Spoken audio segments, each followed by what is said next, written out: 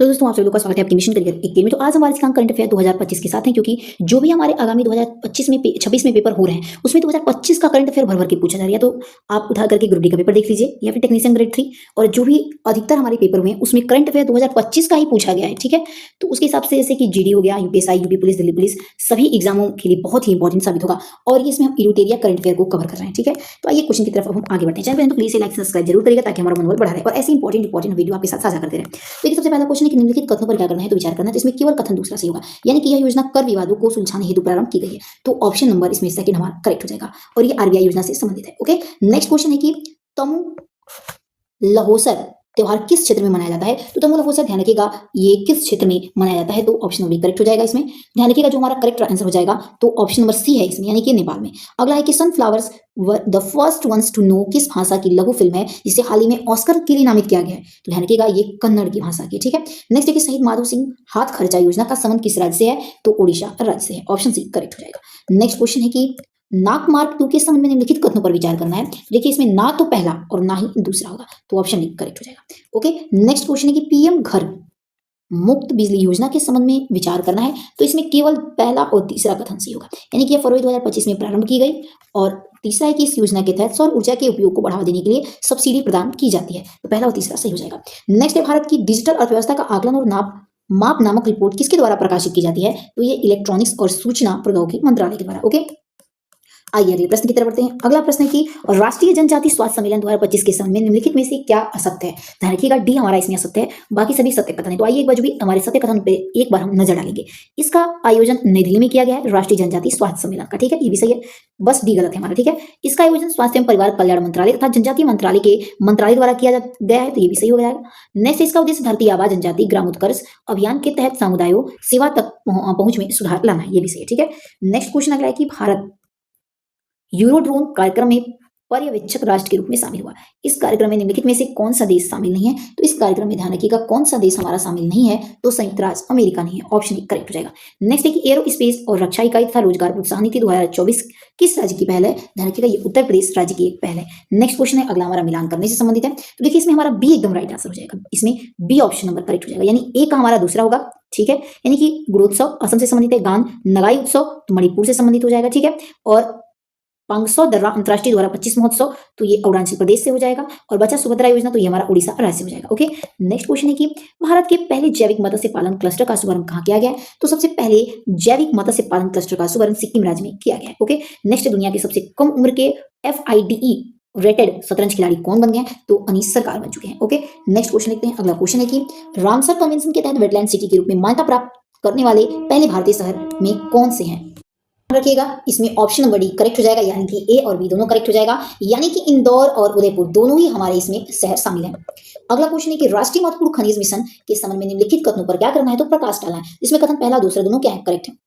पहला दूसरा दोनों में एक बार देखते हैं लाइन बाय लाइन। देखिए, इसका उद्देश्य प्रौद्योगिकी और राष्ट्र विनिर्माण के लिए आवश्यक प्रमुख खनिजों के घरेलू उत्पाद को बढ़ावा देना है। ठीक है, CMM, ठीक, CMM कार्यक्रम का, यानी कि राष्ट्रीय महत्वपूर्ण खनिज मिशन। ठीक है, और यह मिशन लिथियम, कोबाल्ट, तांबा और निकेल और दुर्लभ पृथ्वी तत्वों जैसे खनिजों पर क्या करना है, ध्यान को केंद्रित करना है। ठीक है, उसको बचाना है या उससे संबंधित जो भी रख रखाव है उसके बारे में ये योजना लाया गया है। ओके, अगला है कि वर्ष 2024 का बुकर पुरस्कार किस लेखिका को प्रदान किया गया है। तो देखिए, वर्ष 2024 में बुकर पुरस्कार ये सामंथा हार्वे को दिया गया। ठीक है, नेक्स्ट क्वेश्चन है कि लिव इन रिलेशनशिप को मान्यता प्राप्त करने वाला जनजाति समुदाय कौन सी है। ध्यान रखिएगा ये कोंडा रेड्डी जनजाति है।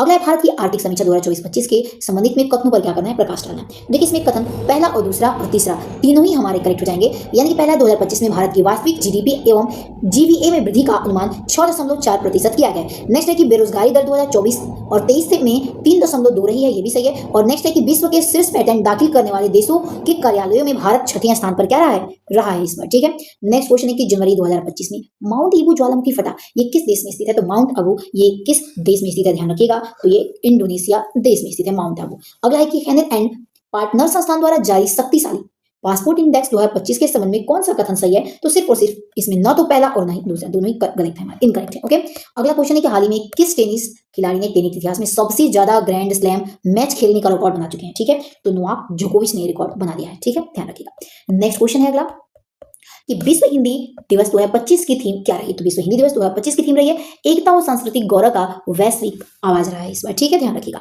अगला है कि नीति आयोग की पहली राजकोषीय स्वास्थ्य सूचकांक यानी कि FHI 2025 रिपोर्ट के संबंध में कौन से कथन हमारे सही हैं, यानी कौन पर विचार करना है। देखिए इसमें केवल पहला कथन सही है, ठीक है, यानी कि ओडिशा इसमें शीर्ष स्थान रैंक इस बार ओडिशा को मिला है, ठीक है। नेक्स्ट है कि दिस रिपोर्ट किस मंत्रालय द्वारा जारी किया था, यानी कि UDISE रिपोर्ट ये किस मंत्रालय के द्वारा जारी किया है, तो ये शिक्षा मंत्रालय जारी करता है। अगला है कि हाल ही में गठित MK जैन समिति का संबंध किससे है, तो MK जैन समिति का संबंध बैंकिंग से है, ठीक है। नेक्स्ट राष्ट्रीय हल्दी बोर्ड का मुख्यालय कहाँ स्थित है, तो राष्ट्रीय हल्दी बोर्ड का मुख्यालय निजामाबाद में है और निजामाबाद तेलंगाना में स्थित है। अगला है कि इंडस फूड 2025 के 8वें संस्करण का उद्घाटन ग्रेटर नोएडा के किसके द्वारा जारी किया गया, तो ग्रेटर नोएडा में ये किसके द्वारा जारी किया, तो चिराग पासवान जी के द्वारा, ठीक है, ध्यान रखिएगा। नेक्स्ट है हाल ही में क्विक कॉमर्स प्लेटफॉर्म ब्लिंकिट ने त्वरित प्रतिक्रिया एम्बुलेंस सेवा शुरू की है, ठीक है, तो ध्यान रखिएगा कहां पर ये शुरू किया गया है, तो ध्यान रखिएगा ये गुरुग्राम में, ठीक है, और ये हरियाणा में पड़ता है, ये आप ध्यान रखिएगा। नेक्स्ट है कि भारत का पहला जनरेशन बीटा बेबी फ्रैंकी रोम रुआटिडा जारिंग का जन्म कहां हुआ है,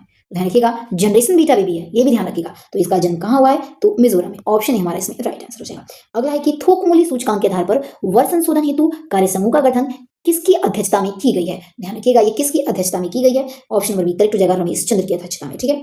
नेक्स्ट है 17 जनवरी 2025 को राष्ट्रपति द्वारा राष्ट्रीय खेल पुरस्कार 2024 के तहत कितने लोगों को मेजर ध्यानचंद खेल रत्न पुरस्कार 2024 प्रदान किया गया है, तो ध्यान रखिएगा 17 जनवरी 2025 को राष्ट्रपति जी के द्वारा दिया गया और ये 2024 के तहत, ठीक है, मेजर ध्यानचंद खेल रत्न पुरस्कार पूछ रहा है 2024 प्रदान कितने लोगों को किया गया है, ध्यान रखिएगा 4 लोगों को, ओके। नेक्स्ट है किस मंत्रालय द्वारा 2025 के सुधारों का वर्ष घोषित किया है, तो किस मंत्रालय ने 2025 को सुधारों का वर्ष घोषित कर दिया है, तो ये गृह मंत्रालय ने के द्वारा ये कहा गया है, ठीक है।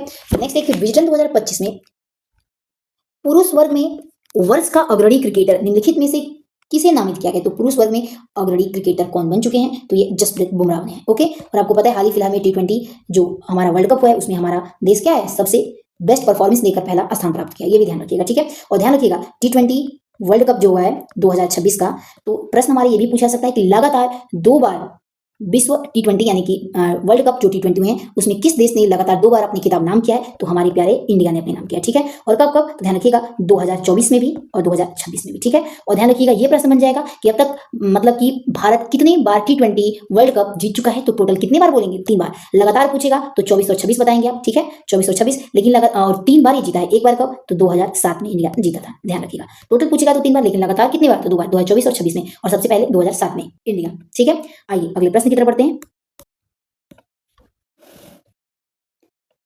देखिए अगला प्रश्न है कि 6 जनवरी 2025 को प्रधानमंत्री नरेंद्र मोदी ने रेलवे जोन के अंतर्गत 69वें डिवीजन के रूप में किस रेलवे डिवीजन का वर्चुअल उद्घाटन किया इन्होंने, वर्चुअल उद्घाटन, ठीक है, ध्यान रखिएगा, तो जम्मू रेलवे डिवीजन का। अगला है 28 जनवरी 2025 को किस राज्य सरकार द्वारा शासन के क्षेत्रीय भाषाओं में एकीकरण को बढ़ावा देने के लिए मेरिटी के डिजिटल इंडिया विभाग के साथ हस्ताक्षर करने वाला पहला पूर्वोत्तर राज्य बनाया, ध्यान रखिएगा पहला पूर्वोत्तर राज्य तो त्रिपुरा बनाया, ठीक है। अगला क्वेश्चन है कि हाल ही में चिनार के पेड़ों की सुरक्षा के लिए डिजिटल ट्री आधार पर शुरू किया गया और ये किस राज्य या फिर केंद्र शासित प्रदेश में शुरू किया गया, तो जम्मू और कश्मीर में, ओके। अगला है कि हाल ही में पूर्वी भारत की पहली खगोलीय वेधशाला का उद्घाटन कहाँ किया गया, तो पहली खगोलीय वेधशाला का उद्घाटन ये पश्चिम बंगाल में किया गया। अगला है दुनिया का सबसे बड़ा डाटा सेंटर कहाँ बनाया जा रहा है, दुनिया का सबसे बड़ा डाटा सेंटर ये गुजरात के जामनगर में इसे बनाया जा रहा है। नेक्स्ट है कि 11वीं ब्रिक्स पर्यावरण मंत्रियों की बैठक कहाँ आयोजित की गई है, 11वीं ब्रिक्स पर्यावरण मंत्रियों की जो बैठक है ये हमारी ब्रासीलिया में बैठक आयोजित की गई है। अगला है भारत और स्पेन 2026 को किस वर्ष के रूप में घोषित किया गया, तो भारत और स्पेन ने 2026 वर्ष को घोषित किया है, ध्यान रखिएगा घोषित किया गया है, ये दोहरा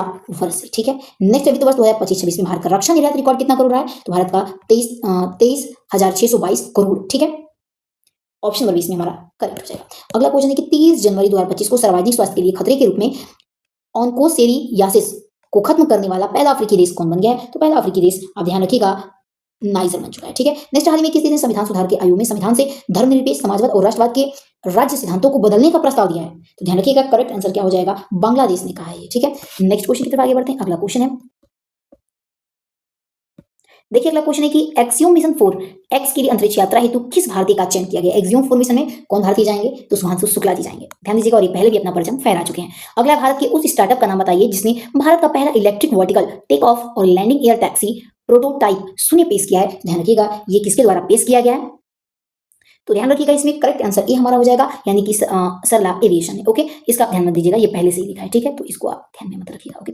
आइए अगले क्वेश्चन देखते हैं। अगला क्वेश्चन है कि भारत के 6G वायरलेस संचार के लिए ऑप्टिकल ट्रांसफियर चिपसेट विकसित करने के लिए स्टी डॉट किसकी साझेदारी से आगे बढ़ रही है? ध्यान रखिएगा इसमें किसकी साझेदारी है, तो ध्यान रखिएगा आईआईटी बॉम्बे ने किया है। नेक्स्ट, उत्तराखंड सरकार ने राज्य की भूतापीय ऊर्जा क्षमता को विकसित करने के लिए किस देश के साथ साझेदारी की है? ध्यान रखिएगा इन्होंने किस देश के साथ, तो आइसलैंड देश के साथ। नेक्स्ट क्वेश्चन अगला देखिए, अगला हमारा क्वेश्चन है कि जनवरी 2025 में रूसी राष्ट्रपति व्लादिमीर पुतिन द्वारा किए गए एक देश के साथ 20 वर्षीय व्यापक राजनीतिक साझेदारी संधि पर हस्ताक्षर किया है। ध्यान रखिएगा इन्होंने किस कंट्री के साथ, तो ईरान देश के साथ। अगला, भारत मौसम विज्ञान विभाग द्वारा 15 जनवरी 2025 को अपनी कौन सी वर्षगांठ मनाई गई है? तो भारतीय मौसम विज्ञान 15 जनवरी को इन्होंने 2025 में अपनी चौथी वर्षगांठ इन्होंने मनाई है, तो 150वीं वर्षगांठ इनके द्वारा मनाया गया। अगला, श्रम और रोजगार मंत्रालय ने राष्ट्रीय करियर सेवा पोर्टल पर गिग और लॉजिस्टिक्स भूमिकाओं को सूचीबद्ध करने के लिए किस ऑनलाइन प्लेटफॉर्म के साथ साझेदारी ज्ञापन पर हस्ताक्षर किए? ध्यान रखिएगा इन्होंने स्विगी के साथ। तो ध्यान रखिएगा ऑप्शन नंबर सी हमारे इसमें राइट आंसर हो जाएगा। ओके, तो चलिए दोस्तों, मिलते हैं अपने अगली वीडियो के साथ। वीडियो पसंद है प्लीज इसे अधिक से अधिक लाइक सब्सक्राइब जरूर करेगा, ताकि हमारा मन बढ़ा रहे और ऐसे वीडियो हम आपके साथ साझा करते हैं। तब तक के लिए अपना ध्यान रखिएगा। जय हिंद, जय भारत।